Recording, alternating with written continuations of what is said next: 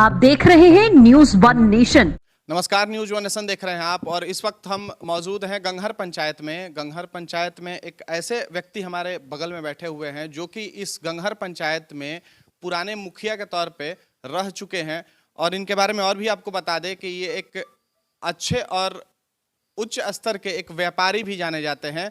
अच्छी छवि है इनकी इस इलाके में, इस इलाके ही नहीं पूरे भोजपुर जिले में काफ़ी अच्छी छवि है इनकी। लोग बड़ा सराहते हैं इनको। हमारे साथ बने हुए हैं, इनसे भी कुछ पंचायत चुनाव के मुद्दे के बारे में जानते हैं, क्या कहना है इनका। बहुत बहुत स्वागत है आपका। पंचायत चुनाव आ रहा है और चूंकि आप पहले जनप्रतिनिधि के तौर पर रह चुके हैं, तो आपको क्या लग रहा है, विकास से अछूते है आपका पंचायत या विकास बहुत ज़्यादा हो गया है? इस पंचायत में जो निवर्तमान मुखिया हैं, भ्रष्टाचार का नंगा नाच। इंदिरा आवास में 30,000 बंधा हुआ है, 20,000 बंधा हुआ है। पेंशन बनवाना है उसमें 500 रुपये बंधा हुआ है, 1,000 बंधा हुआ है, जो जैसा दे दे। आप आम जनता से जाके पूछिए। शौचालय बनवाना है उसमें 2,000 से 2,500 रुपया वसूली होता है। और विकास के नाम पर सिर्फ घोटाला हुआ है। आप इस सरकार से हम मांग करेंगे आपके माध्यम से कि इसका उच्च स्तरीय जांच हो, सरकारी कमेटी हो। निवर्तमान मुखिया के साथ साथ में पूर्व मुखिया और आगे भविष्य में होने वाले मुखिया, उसका तो जाना तय है, बिल्कुल एकदम बिल्कुल तय है। जनता पूरी तरह से तैयार है और मन बना चुकी है। उसकी विदाई निश्चित रूप से होने जा रही है। और विदाई ही नहीं, साथ में उसको जेल यात्रा भी करनी पड़ेगी। इतनी अधिक भ्रष्टाचार हुई है। आप जाइए, नल जल का स्थिति देखिए, टोटली फेलियर।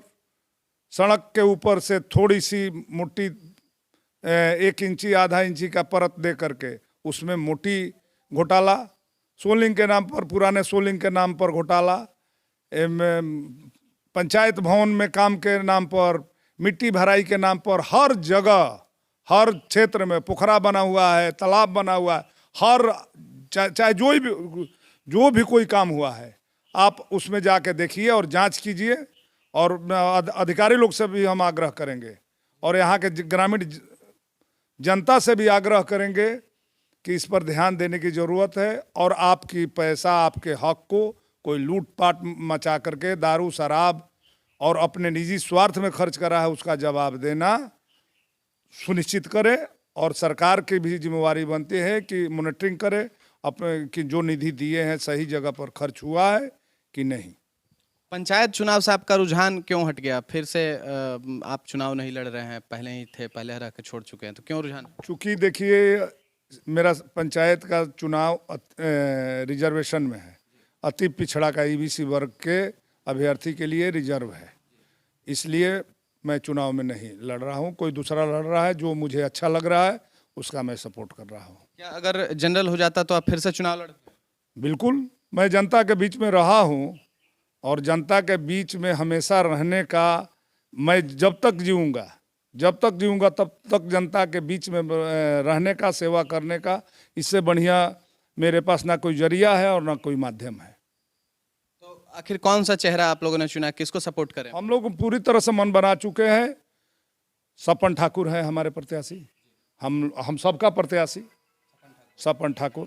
अच्छा, कुछ ऐसा चीज जो कि विकास से अछूते रहा हो और आपके मन में कहीं ना कहीं खलता हो कि हम मुखिया रहते तो ये कराते, तो कौन सा कुछ अगर मुद्दा हो इस गांव के लिए, इस पंचायत के लिए, तो वो कौन सा मुद्दा है कि जीतने के बाद क्या काम कराया जाए? अच्छा, सभी लोग जानते हैं पंचायती राज लागू हुए करीब 50 साल से ऊपर हो गया। 50 साल के लगभग में पंचायती राज लागू हुए हो गया। और देश का संविधान लागू हुए 75 साल से ऊपर हो गया, 71 साल से ऊपर हो गया। आज तक गली गली तालाब के नाम पर सिर्फ लूट के अलावा कुछ नहीं हुआ। क्या किसी पंचायत का आज तक कोई रोड मैप तैयार हुआ कि किस तरह से हमारे मजदूर, हमारे किसान सुखी होंगे? इस पर कोई काम हो रहा है? बिल्कुल नहीं। सिर्फ नली गली के नाम पर, तालाब के नाम पर पोखरा, जो कि टोटली फेलियर है। इसके बारे में भी आवाज़ उठाने की ज़रूरत है। कुछ नहीं, राशन किरासन ये सब कुछ नहीं। सिर्फ विकास चाहिए किसान को, मजदूर को, जो दूध का उत्पादन होता है उससे संबंध में रोजगार सृजित करने का मैप तैयार कीजिए। मेरे यहाँ मान लीजिए बगीचे का आम का उत्पादन होता है, आम अमरूद के बगीचे पर ध्यान फोकस कीजिए कि जिससे मेरे यहाँ व्यापारी आए बाहर से खरीद के ले जाए आम अमरूद। ये मतलब इस तरह के बागवानी पर फोकस कीजिए। मवेशी या दुग्ध उत्पादन संबंधित कारोबार पर फोकस कीजिए। सिर्फ नली गली के नाम पर लूट खसोट भ्रष्टाचार ये मुझे बर्दाश्त नहीं है। इसी के चलते मुझे इन साल ज़रूरत से ज़्यादा इंटरफेयर करना पड़ रहा है। मुझसे देख ये बिल्कुल पसंद नहीं है। आप एक प्रतिनिधि पुराने रहे हैं, बहुत सारी जनता देख रही है, उनको क्या संदेश देना चाहते हैं आप? मैं जनता से बोलूँगा कि कोई भी जात पात भेद भाव धर्म सबसे ऊपर उठ करके आप अच्छे और नेक आदमी को, ईमानदार आदमी को अपना प्रतिनिधि बनाए और बनाने के बाद भी आपकी जिम्मेदारी और सहभागी उसी तरह से बनी रहे कि मेरी राशि सरकार के द्वारा कितनी आवंटित है और किन किन जगहों पर खर्च करनी चाहिए और वहाँ तय करें कि कहाँ खर्च हो, जिससे हमारे किसान मजदूर को लाभान्वित हो सके। धन्यवाद। जैसा कि आपने देखा, अभी हमारी बात हो रही थी संजय सिंह जी से, पुराने प्रतिनिधि यहाँ के रह चुके हैं और साफ तौर पे इनका कहना है कि भ्रष्टाचार का नंगा नाच हो रहा था और अब इस चीज़ को लगाम लगाने के चक्कर में ये लगे हुए हैं और सपोर्ट कर रहे हैं अगले नए प्रत्याशी का, सपन ठाकुर का, जो कि एक सुयोग्य कर्मठ और ईमानदार उम्मीदवार हैं।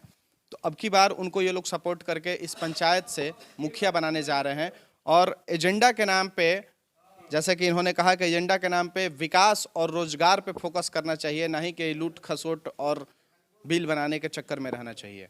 सहयोगी राकेश के साथ न्यूज़ वन नेशन भोजपुर।